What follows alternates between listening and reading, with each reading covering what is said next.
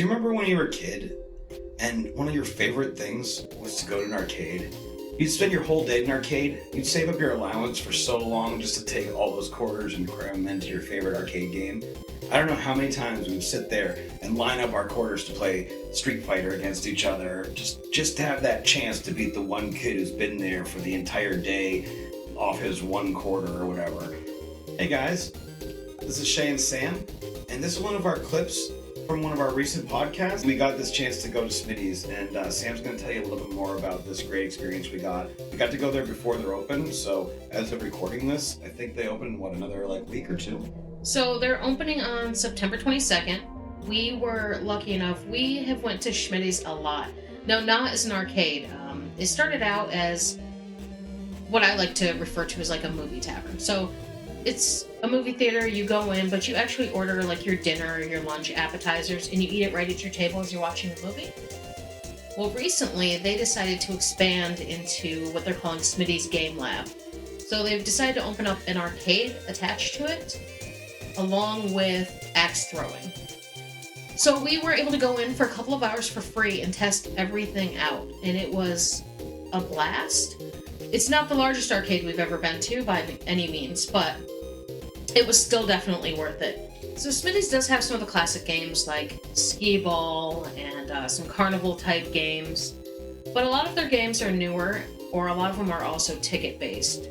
So for example, most of them are I'm sure you've seen them, you whack a button and you win 100 tickets, or so you think you're going to win 100 tickets and then you win 5.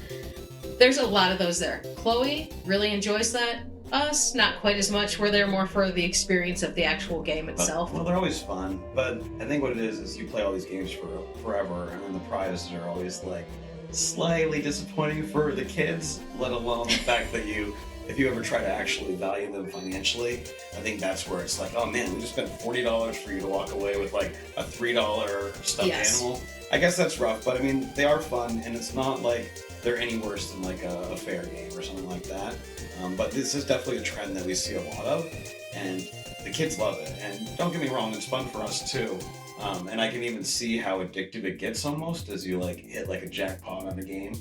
But it's definitely a lot more of those ticket-based child gambling type games almost. Absolutely. Yeah. So it probably wasn't our favorite part of the arcade, it was probably Chloe's.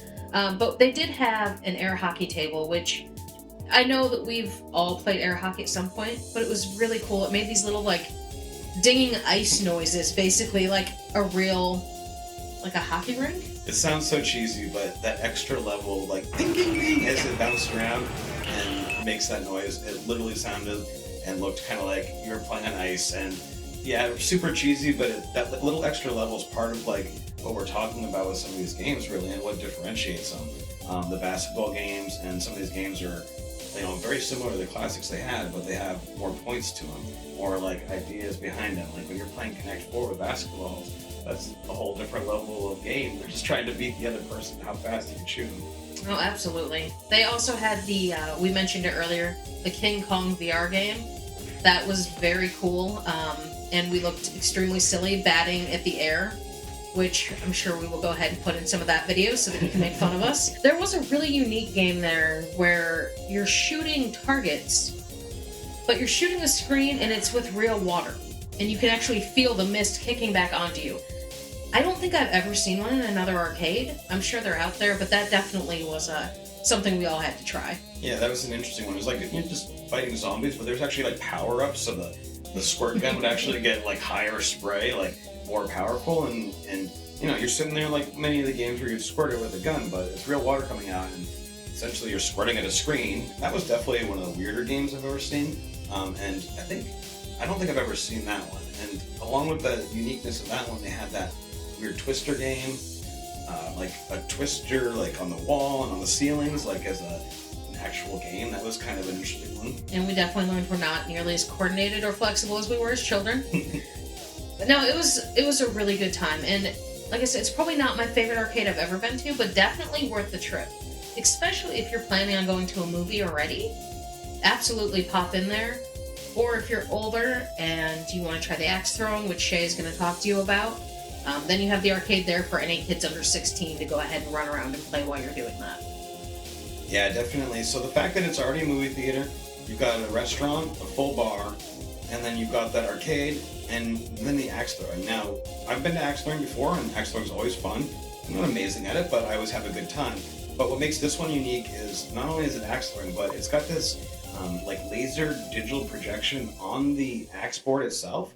And so when you go to throw the axe, you can play different games. So we were playing like just 1 to 300, where there's different circles, and you hit them, and then you do stuff to go mark it yourself, almost like bowling. You know, you hit the touch screen, and it adds up the points, and then moves on to the next player. But it's really cool to have just something different than just like your classic like one bullseye.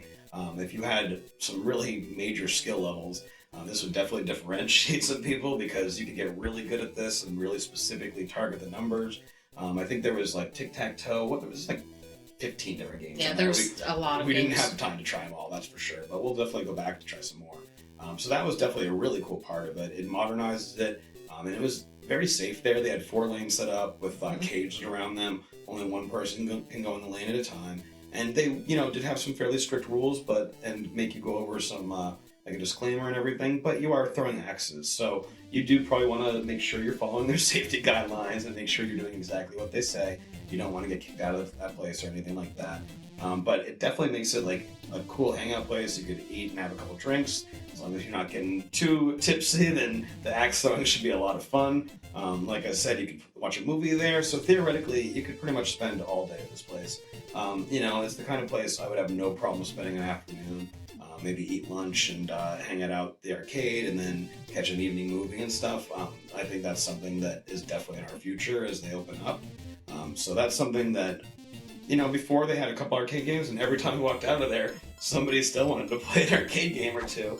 As a matter of fact, they had Ninja Turtles, that 4-player arcade cabinet, yep, and that made its way over to Smitty's. So we were playing that in the arcade, of course, there as well. I would just say, for anybody that's apprehensive about trying out the axe throwing, because that's a fairly new trend the last couple of years of people trying, if you're nervous, definitely try it at Schmitty's. They have the nicest staff there. He walked us through the system. He tried to give us some tips on how to throw the axe a little better. I'm not going to lie, I probably didn't improve much, but he certainly tried his best to help. So definitely take a look at that. Now, the other thing about Smitty's is in some places, Smitty's has actually even more to offer. So if you're looking at adding the bowling element to, already the arcade, the axe throwing, the movie theater, go ahead and check out their Sanford location as well. Yeah, definitely Smitty's is an awesome place to check out.